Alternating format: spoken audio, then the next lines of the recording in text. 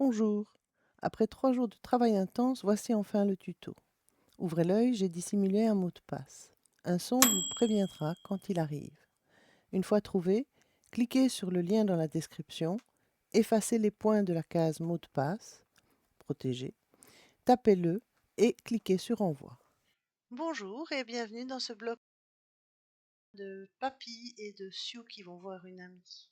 Au niveau des moments forts de la vidéo, nous verrons le choix des couleurs, la croix qui sauve dans le sens des pièces, les points et nœuds, l'astuce anti-tension pour éviter de trop tirer sur son fil et le défi Mon premier Redwork.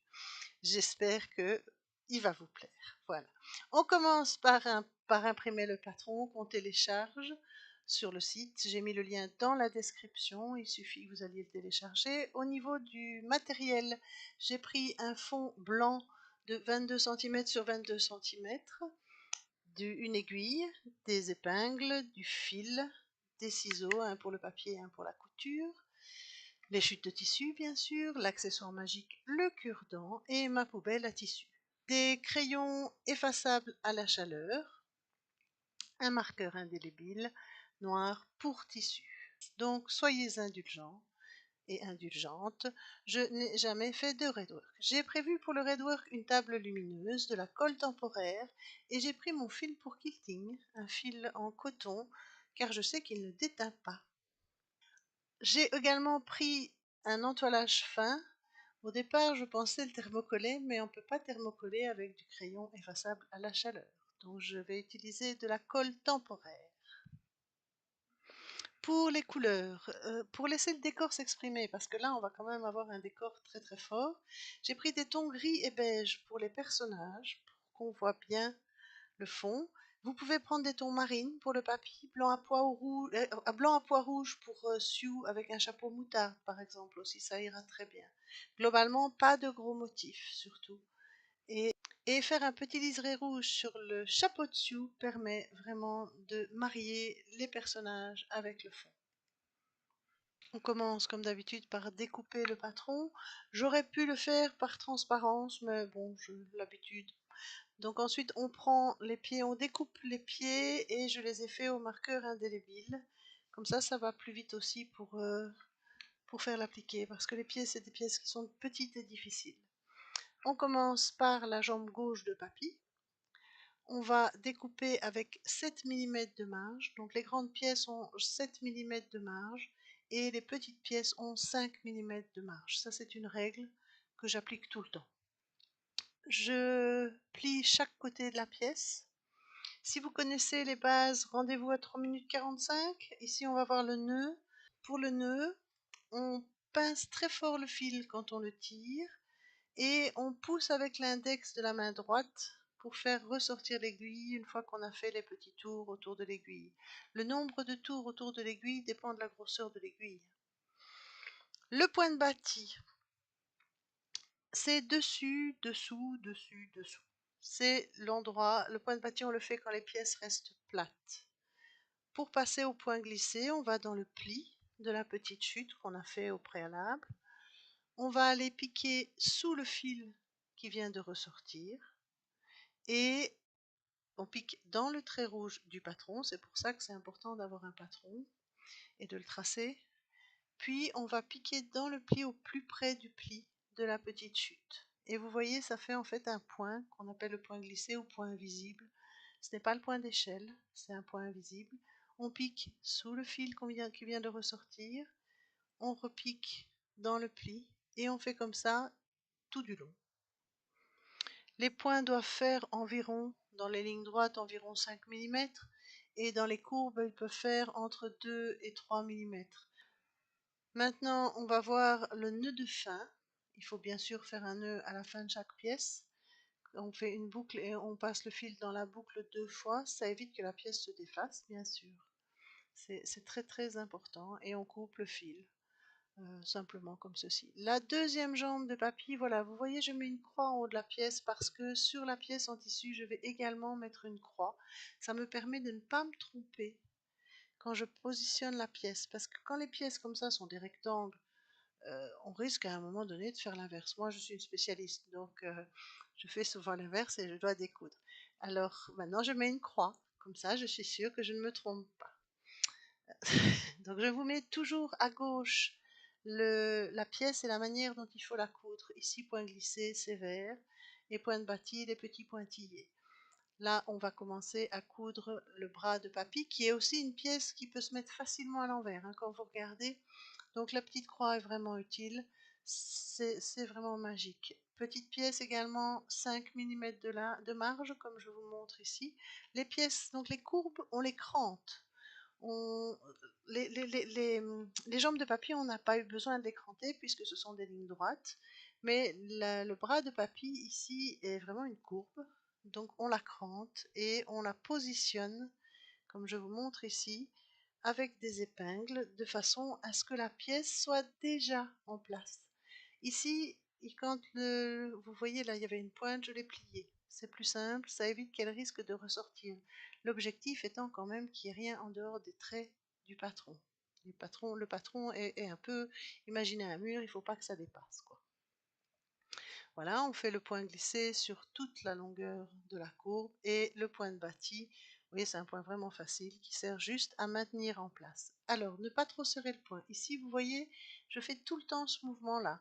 Je fais mon point de bâti et je tire un peu de chaque côté de ma couture. Ça permet que le point ne soit pas trop serré. J'ai vraiment tendance à serrer mes points. Ça, c'est une de mes grandes faiblesses.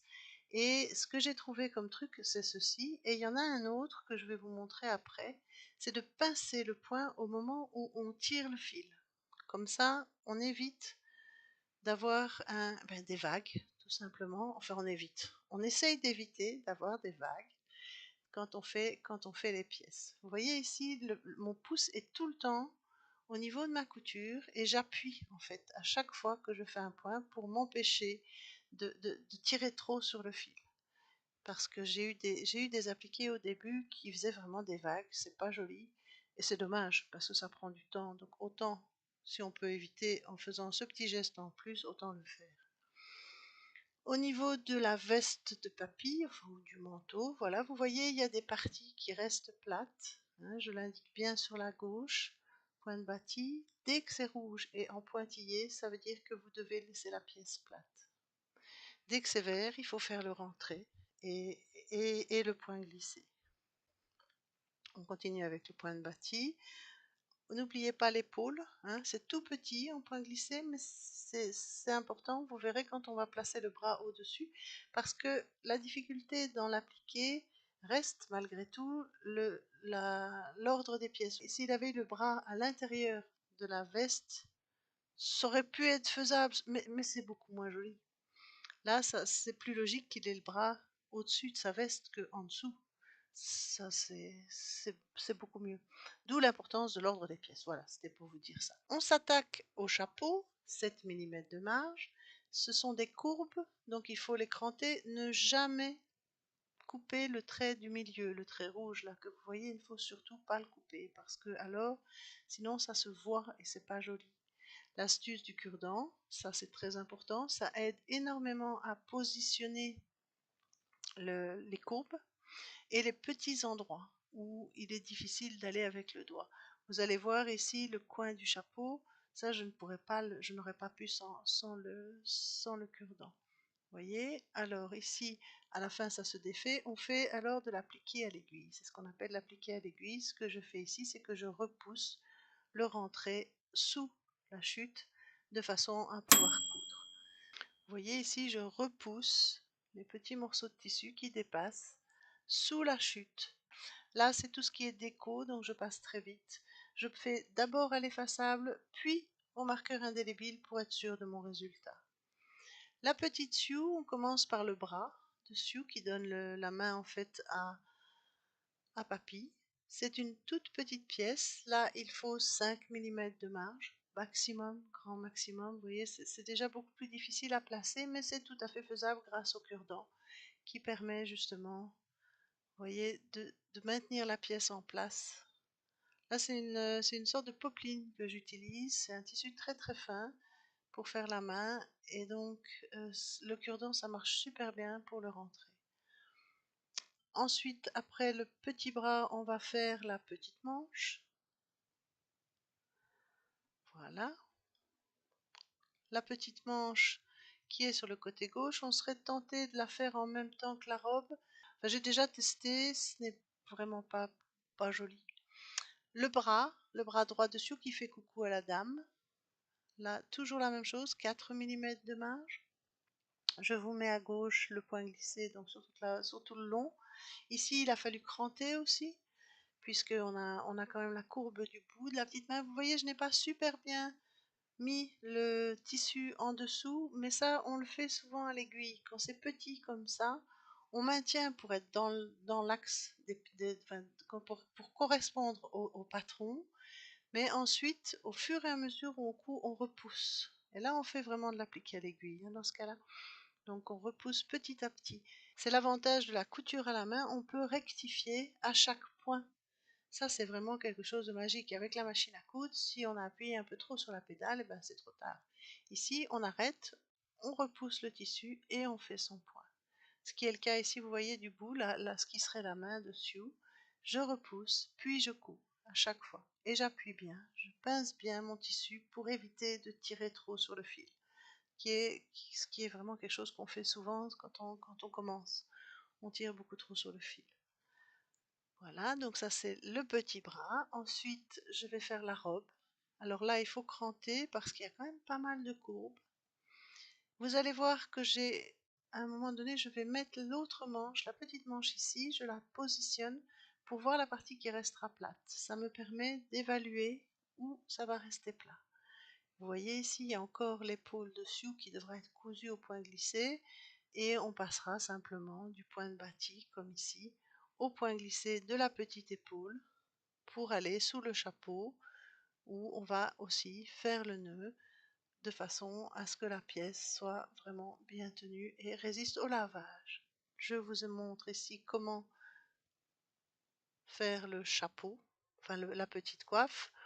Il faut tout cranter, bien préplié.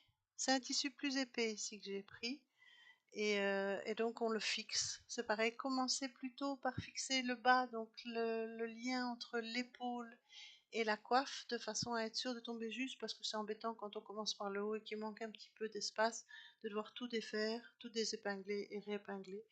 Voilà, donc tout le tour au point glissé, ça les chapeaux en général, c'est tout le tour au point glissé. Là, c'est vraiment l'appliquer à l'aiguille aussi, vous voyez, je repousse au fur et à mesure de la couture.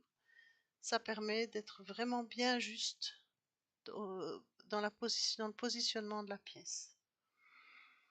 Ensuite, on va faire la déco globale. Donc là, je laisse un peu à votre appréciation, soit le marqueur, soit la broderie.